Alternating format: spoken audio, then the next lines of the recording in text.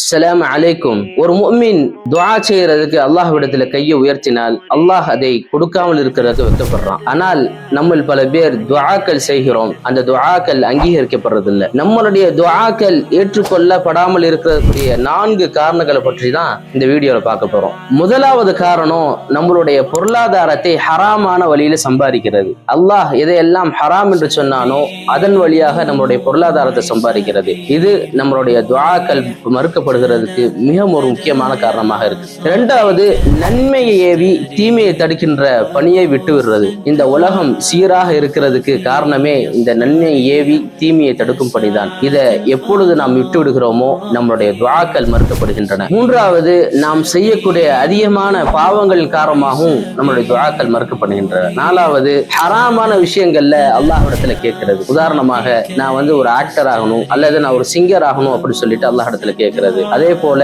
சொந்தங்களை துண்டிக்கிறதுக்கு, ரிலேஷன்ஸை கட் பண்றதுக்கு அல்லாஹ்விடத்துல துஆ செய்யறது. இந்த 4 ரீசன் காரணமாகத்தான் நம்மளுடைய துஆக்கள் என்றுமே மறுக்கப்படுகின்றன. உங்களுக்கு ஒரு கேள்வி வரலாம், இந்த 4 விஷயத்தையுமே நான் செய்யல, ஆனால் என்னுடைய துஆக்கள் ஏன் மறுக்கப்படுகின்றன? அப்படி இல்லைங்க.